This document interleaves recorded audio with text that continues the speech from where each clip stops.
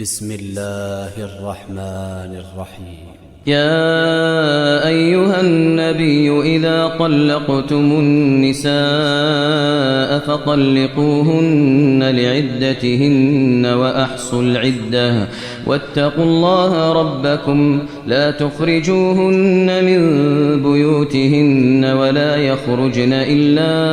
أن يأتين بفاحشة مبينة وتلك حدود الله ومن يتعد حدود الله فقد ظلم نفسه لا تدري لعل الله يحدث بعد ذلك أمرا فإذا بلغن أجلهن فأمسكوهن بمعروف أو فارقوهن بمعروف وأشهدوا ذوي عدل منكم وأقيموا الشهادة لله ذلكم يوعظ به من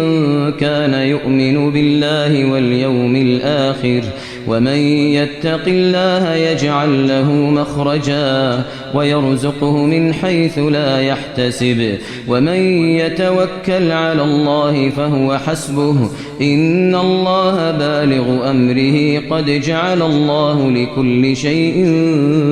قدرا واللائي يئسن من المحيض من نسائكم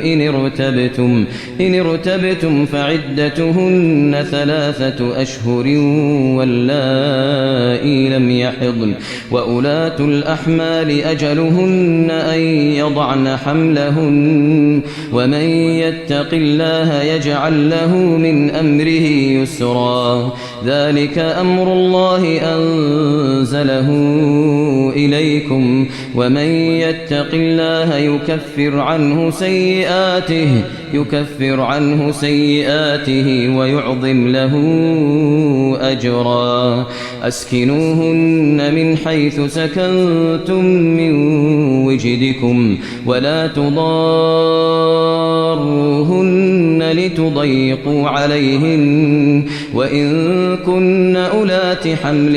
فأنفقوا عليهن حتى يضعن حملهن فإن أرضعن لكم فآتوهن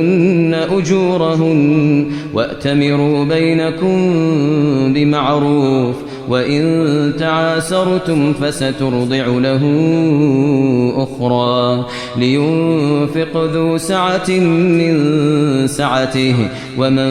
قدر عليه رزقه فلينفق مما آتاه الله لا يكلف الله نفسا إلا ما آتاها سيجعل الله بعد عسر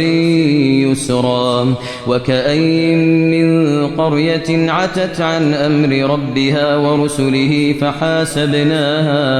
فحاسبناها حسابا شديدا وعذبناها عذابا نكرا فذاقت وبال أمرها وكان عاقبة أمرها خسرا أعد الله لهم عذابا شديدا فاتقوا الله يا أولي الألباب الذين آمنوا قد أنزل الله إليكم ذكرا رسولا يتلو عليكم آيات الله مبينات ليخرج الذين آمنوا وعملوا الصالحات من الظلمات إلى النور ومن يؤمن بالله ويعمل صالحا يدخله جنات تجري من تحتها الأنهار خالدين فيها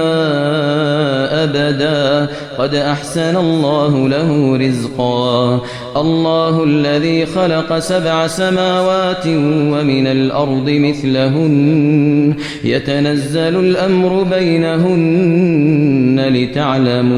لتعلموا أن الله على كل شيء قدير وأن الله قد أحاط بكل شيء علما.